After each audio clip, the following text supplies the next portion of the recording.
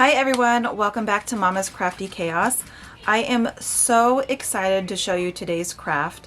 Today we are going to make an Easter egg habitat, I guess you'd call it, out of a balloon and string and glue. So it sounds super simple. I have not done this before. I've seen it all over Pinterest and it just looks so cute, and you can really customize it to how you want it to look. So I'm excited to give it a try. Yeah, so come along with me and we'll give it a try. Let's go. Okay guys, so for this project you're going to need school glue and some sort of thread or yarn. This is embroidery floss, a little bit of water, and water balloons or regular balloons will work. It just all depends on what size habitat you want to make. And a bowl, of course, to mix your water and glue.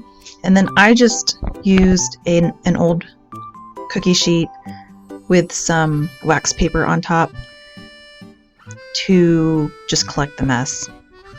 Here I try to blow up the water balloon, and that's not happening. So these air pumps are super handy for blowing up balloons.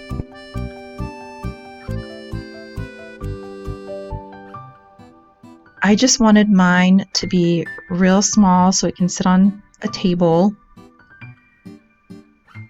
And so that's what I did here, and I'm going to tie it off. I'm just showing you, in relation to that glue, how big I made my balloon. But as I said, you can make it as big or as small as you want. And I did not measure whatsoever. I just dumped a ton of glue into the bowl. This is very, very much like paper mâché, if you've ever done that. So I just eyeballed it, dumped what I thought I would need, and then I mixed a very little bit of water. Just wanted to make a good consistency, not too runny and definitely not thick. So when I saw how I liked it, I started. Unraveled the string and just dunked it into the glue. And I'm going to wipe off the excess as I go and then wrap it around the balloon. And I'm going to leave a hole, which is where I'm going to fill it with the items that I want to display inside of it. So I just wrap it around, crisscross and up and down, just every which way. So the one problem I ran into is just it getting tangled. It constantly kept getting tangled. Now I read to prevent that, you can wrap the embroidery floss around your fingers first, like around 2 fingers, and go from there. I don't know. It did get to be a pain in the butt, constantly stopping to untangle. However, I wanted to have a continuous feed going rather than cutting it up into several different pieces. So that part of it I liked. And here's a big knot that came. Oh, I was just getting so frustrated with those knots.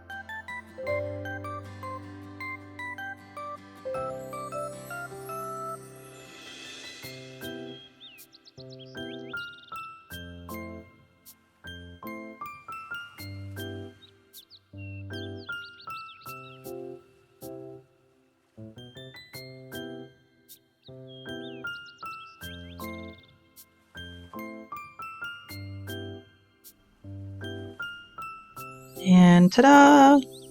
That is the finished look. You can see I left an empty spot right there. That will be where you pop the balloon out.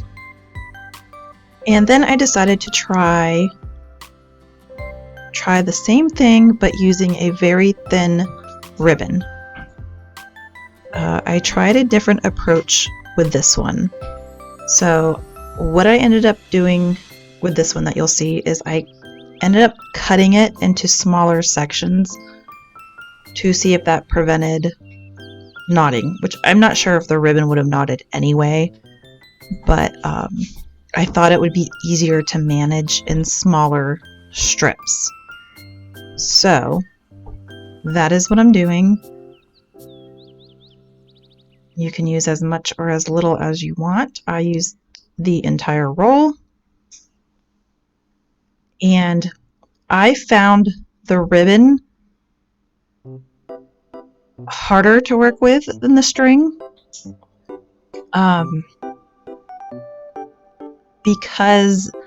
Maybe because it was heavier.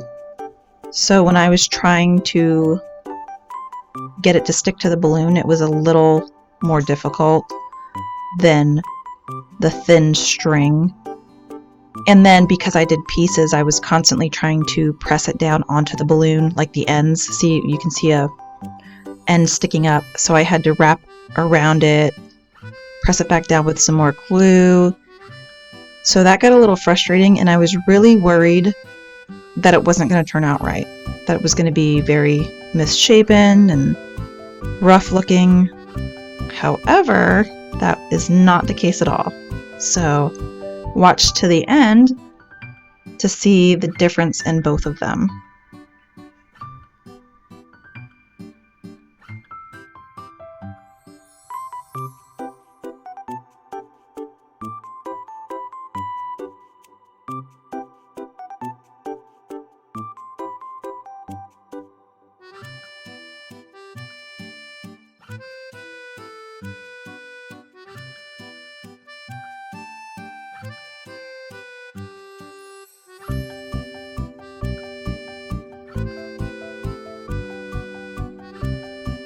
Okay, and now we are going to let them dry for a full 24 hours.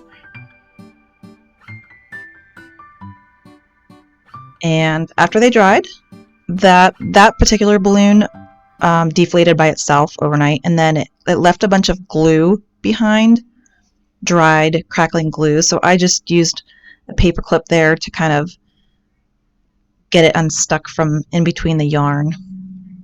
And then there's the ribbon one. And I am shocked. I loved how the ribbon one turned out, much more than I love the embroidery floss one. I like both of them, I really do. But I felt like the ribbon one turned out more egg-shaped, like I had hoped. So it could all be in my wrapping as well, but I really love how it turned out. So I'm stuffing it here with just some Dollar Tree Easter grass, and I found little toys that were from my children's farm set, and then some Easter decorations that I already had. And I created little scenes inside. I am super happy with how they turned out. It was such an easy project that I just can't believe I haven't tried before.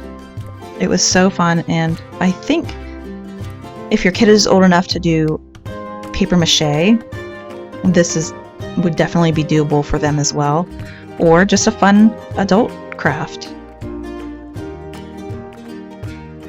And it was really fun to fill them and play around with the inside decor.